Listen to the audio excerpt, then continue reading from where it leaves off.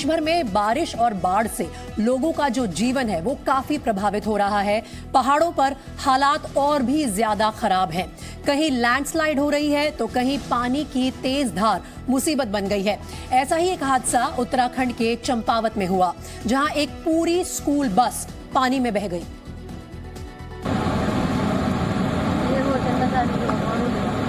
देश भर में बारिश और बाढ़ से मुसीबत कम नहीं हो रही है।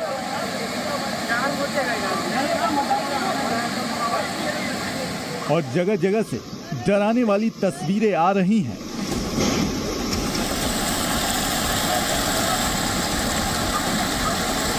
अब ये तस्वीर देखिए।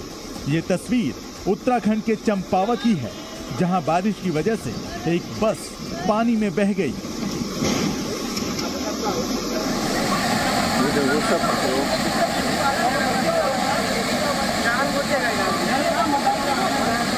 पानी में बहती ये बस कोई आम बस नहीं बल्कि स्कूल बस है। हालांकि अच्छी बात ये रही कि इस बस के बहने से कोई हादसा नहीं हुआ, क्योंकि इस बस में स्कूली बच्चे नहीं थे। आप अंदाजा लगा सकते हैं पानी का बहाव कितना तेज था कि कई क्विंटल की बस पानी में तिनके की तरह बह गई।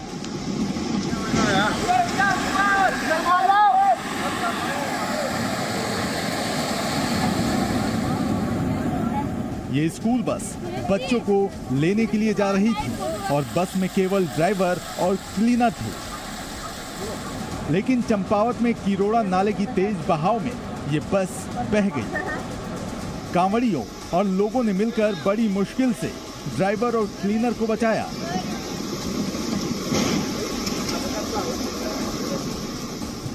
बाद में जेसीबी की मदद से स्कूल बस को बाहर निकाला गया। चंपावत से ललित मोहन भट्ट के साथ ब्यूरो रिपोर्ट, जी मीडिया।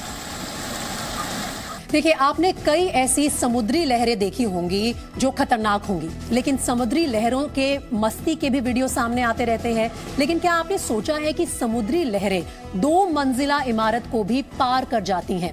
ये आप शादी के समारोह में शामिल हो या फिर समुद्री लहरें पूरी तरह से आपके पूरे समारोह को बर्बाद कर दें, ऐसा हादसा सामने आया है। ऐसा हादसा हुआ है अमेरिका के हवाई द्वीप में। देखिए रिपोर्ट।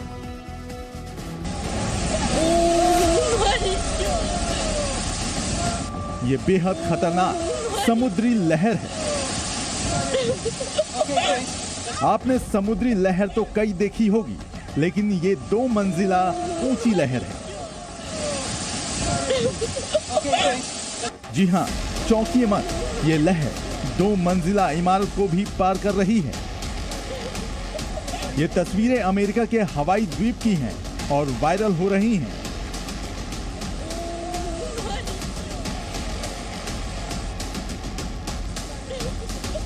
इस वीडियो में आप देख सकते हैं समुद्र की ऊंची लहरें 2 मंजिला घर की छत को छूती नजर आ रही है। रिपोर्ट के मुताबिक जब ये लहरें इतनी ऊंची हो रही थी तब मौसम में कोई खास हलचल नहीं थी, बल्कि सब कुछ सामान्य था। जानकारों का कहना है कि लगातार क्लाइमेट चेंज होने की वजह से ऐसी घटनाएं हो रही हैं। अब इन तस्वीरों को देखिए। ये तस्वीरें भी हवाई द्वीप की हैं। यहाँ ऊंची लहरों की वजह से शादी समारोह पूरी तरह से तितर बितर हो गया।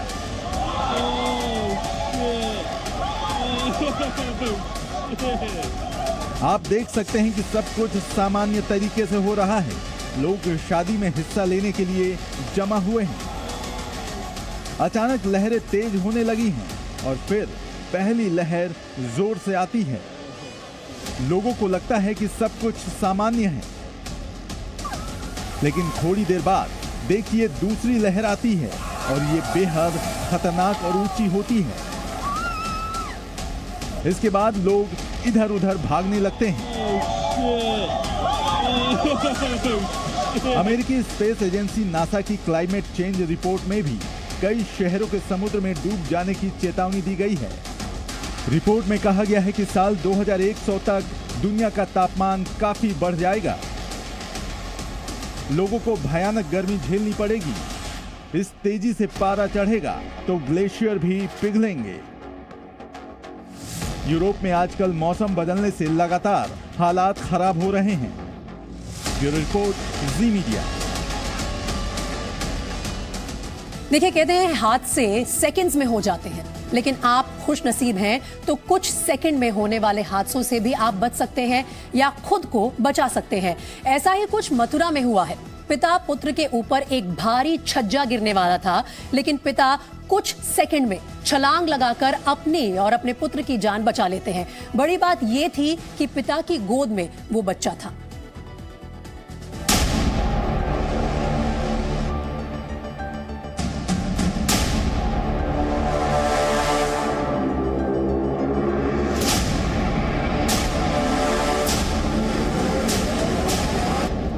सीसीटीवी में रिकॉर्ड ये विजुअल पिता पुत्र के एक बड़े हादसे से बचने का है।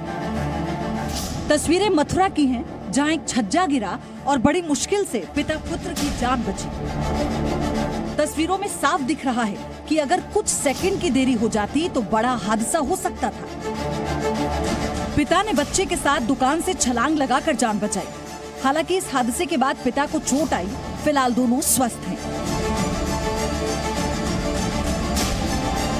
अब आपको ये पूरा मामला बताते हैं। ये घटना मथुरा की है, जहां पिता और पुत्र एक दुकान पर सामान खरीदने आए थे। फिर दुकान से जब निकलकर स्कूटी पर बैठ रहे थे, उसी दौरान पिता ने देखा कि 12 फीट की ऊंचाई से छज्जा गिर रहा है और कुछ ही सेकंड में उन्होंने बच्चे को लेकर छज्जे से दूर छलांग लगा दी। लोगों का कहना है कि बीते कुछ दिनों से लगातार मथुरा में बारिश हो रही थी और इमारत थोड़ी पुरानी थी, इसीलिए छज्जा गिर गया। ब्यूरो रिपोर्ट, जी मीडिया। आगे बढ़ते हैं। रफ्तार से दौड़ती एक ट्रेन और ट्रेन के नीचे पटरियों के बीच एक बुजुर्ग व्यक्ति। सोचिए क्या हुआ होगा। ये स्टोरी है चित्रकूट के व्यक्ति की, जिसने पटरियों पर मौत को मात दी। दरअसल ट्रेन पर चढ़ने के दौरान वो फिसलकर पटरियों के बीच आ गया और इसी दौरान ट्रेन चलने लगी। देखिए ये रिपोर्ट।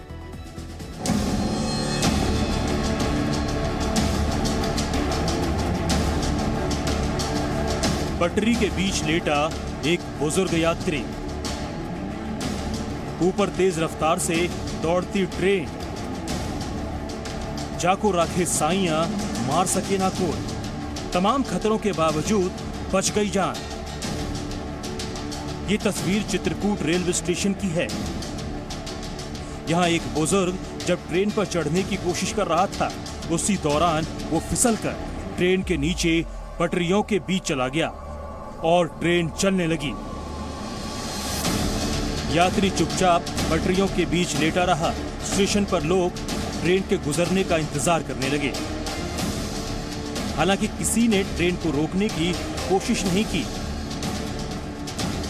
तेज रफ्तार से जब ट्रेन गुजर गई तो फिर उस यात्री को उठाकर लोगों ने अस्पताल में भर्ती करवाया। दरअसल ट्रेन ऊपर से गुजरने की वजह से बुजुर्ग यात्री को मामूली खरोंची आ गई थी। ब्यूरो रिपोर्ट, जी मीडिया। तो मौत को भी मात दे दी इस शख्स ने। और अब मेरा आपसे एक सवाल है, आप खुद को सबसे ज्यादा सुरक्षित कहां महसूस करते हैं? आपका जवाब होगा शायद आपका अपना घर। और अब जरा सोचिए कि आप घर में आराम से रह रहे हैं और जब आप बाथरूम जाते हैं तो देखते हैं कि वहां एक तेंदुआ मजे से बैठा हुआ है। एक बार कल्पना कीजिए, डर से पसीने छूटने लगेंगे। और ऐसा ही कुछ उत्तराखंड के श्रीकोट में हुआ।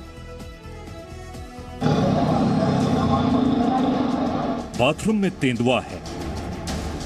घर की खिड़की से झांक रहा है तेंदुआ। ये कोई जंगल का घर नहीं है, बल्कि रिहायशी इलाके का घर है, जहां जंगल से तेंदुआ आकर बाथरूम में आराम कर रहा था। घर के भीतर तेंदुए को देखकर अफरा तफरी फैल गई। घर के आसपास काफी लोग जमा हो गए। जब घर के मालिक ने इस तेंदुए को देखा तो उसने दरवाजा बंद कर दिया। फिर वन विभाग के लोगों को बुलाया गया। वन विभाग के लोगों ने तेंदुए को पकड़ने के लिए पहले जाल बिछाया और उसके बाद पिंजरे में कैद किया।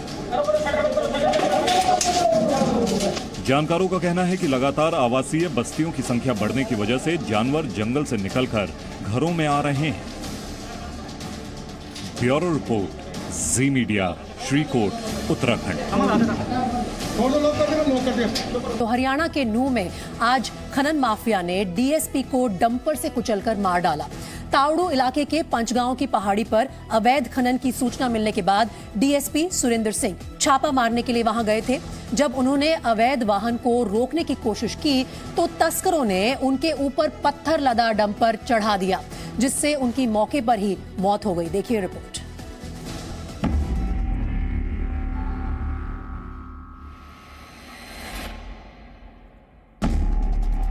खनन माफिया का खूनी खेल। नूह में डीएसपी को रौंद कर मार।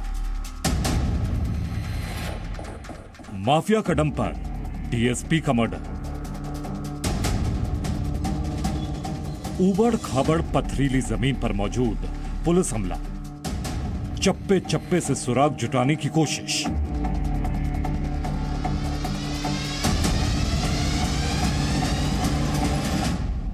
सरकार सख्ते में है, सियासत गर्म है और पुलिस हथियारों की तलाश में जुटी है।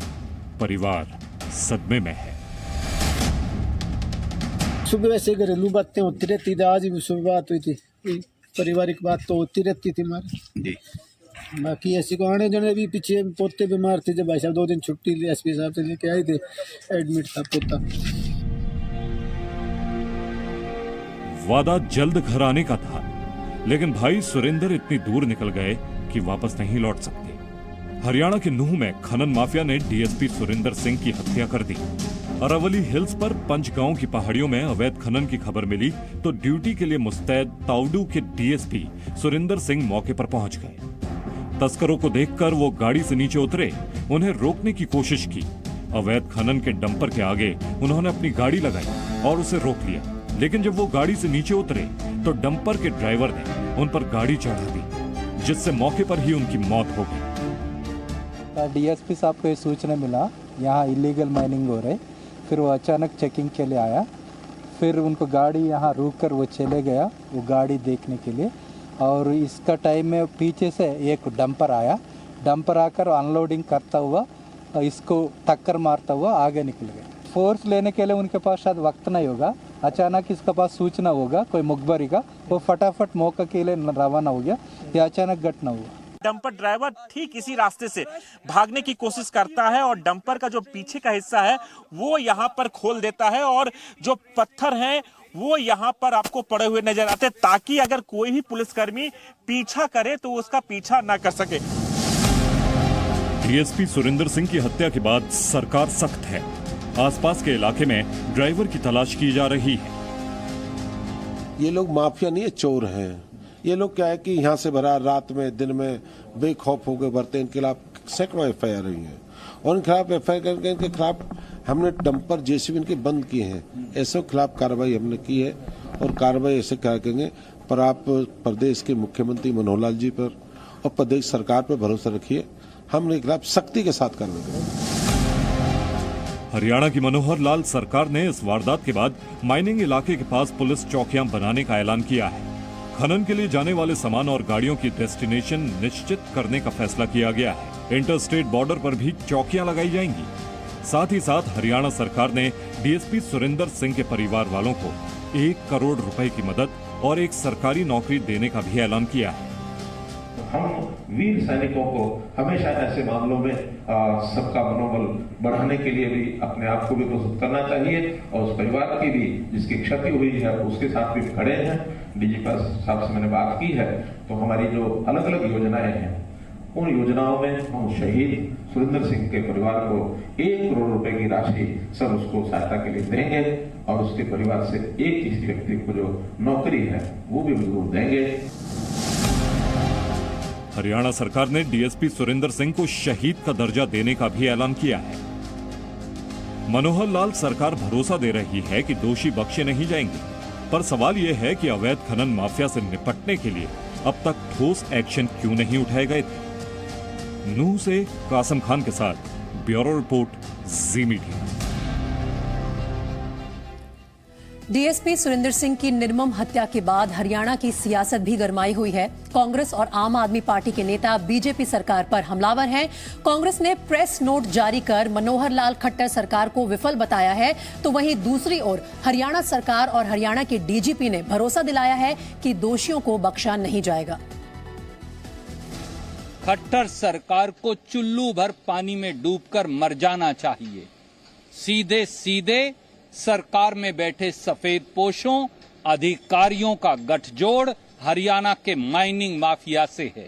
हमारी ये मांग है कि इस माइनिंग माफिया में हमारे एक डीएसपी की दर्दनाक हत्या की जांच पंजाब एवं हरियाणा हाई कोर्ट के मुख्य न्यायाधीश या सिटिंग जज से करवाई जाए।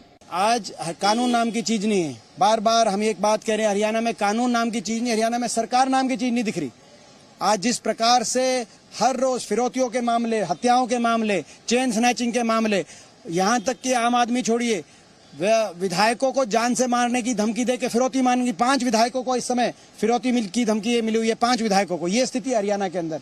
आज हरियाणा के अंदर माफिया इस तरीके से हावी है, चाहे वो खनन माफिया हो, चाहे वो भूम माफिया हो, चाहे वो नशा और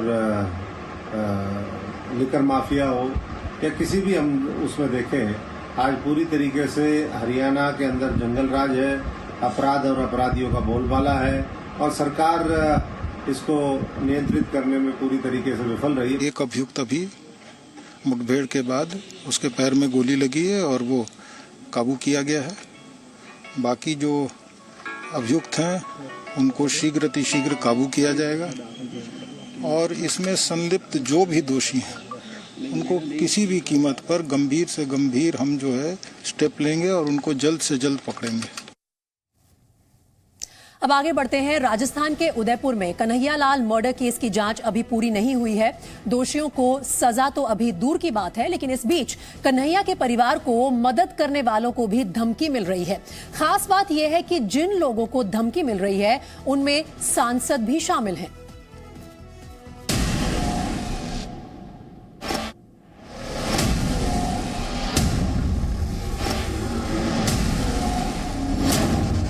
जो देगा कन्हैया का साथ उसकी जाएगी जान। सनकी की धमकी, खतरे में सांसद। मजहबी विवाद, कहां कहां आग। किसी शैतान व्यक्ति ने ये पत्र धमकी भरा दिया है। कट्टरता का खंजर जब एक सांसद की जान खतरे में डाल दे तो भला आम आदमी को कौन पूछे। करोड़ी लाल मीणा बीजेपी के राज्यसभा सांसद हैं, लेकिन नफरत की आग अब इनके आंगन तक भी पहुंच चुकी है। कन्हैया लाल की बर्बर हत्या वाली सड़क ने अब सांसद को भी धमकी दी है, वो सिर्फ इसलिए क्योंकि उन्होंने कन्हैया लाल के परिवार की मदद की। अभी इसमें कोई शैतानी है या वास्तविकता है, लगती तो वास्तविकता ही है, क्योंकि मैं कन्हैया के घर गया था और आर्थिक सहायता देके आया था, और मैं ऐसे समाज कंटकों के खिलाफ सदा आवाज उठाता रहता हूँ। अब सरकार क्या करती है वो जाने, मैंने सूचना दे दी। करोड़ी लाल मीणा को धमकी भरी चिट्ठी उनके दिल्ली के आवास पर मिली है। कादिर अली नाम के किसी व्यक्ति ने चिट्ठी में लिखा है कि जो पैगंबर की गुस्ताखी करेगा उसका हाल कन्हैया जैसा होगा। जो गुस्ताखी करने वालों की मदद करेगा उसे सबक सिखाएंगे। अब 13 नंबर है, इसलिए 13 नंबर लेना ही पड़ेगा। तू मुसलमानों के खिलाफ जहर उगलता रहता है। तूने उदयपुर में गुस्ताखी करने वालों की मदद की। दरअसल उदयपुर में कन्हैया लाल की हत्या के बाद करोड़ी लाल मीणा पीड़ित परिवार से मिले थे। उन्होंने अपने 1 महीने का वेतन देकर परिवार की मदद की थी। जिसके बाद कट्टरपंथी आग बबूला है, सांसद को धमकी दे रहे हैं। हालांकि करोड़ी लाल मीणा कह रहे हैं कि वो नफरत के आगे घुटने नहीं टेकेंगे। मेरा कोई डर नहीं, मैं धमकियों से न झुकने वाला न डरने वाला। मेरा समाज कंटकों के खिलाफ, समाज विरोधियों के खिलाफ, देशद्रोहियों के खिलाफ जैसा अभियान जीवन भर चलता है वैसा अनवरत चलता रहेगा। बीजेपी सांसद करोड़ी लाल मीणा ने राजस्थान के सीएम अशोक गहलोत, केंद्रीय गृह राज्य मंत्री और दिल्ली पुलिस कमिश्नर को भी ये चिट्ठी भेजी है। लेकिन सवाल ये कि आखिर एक नुपुर के नाम पर कितने बदलापुर। इस्लाम के जानकार कह रहे हैं कि सिर्फ तन से जुदा वाली सोच गैर इस्लामिक है। फिर मजहब के नाम पर ऐसी सनक क्यों? दिल्ली से एकेन बिटलानी के साथ ब्यूरो रिपोर्ट, जी मीडिया।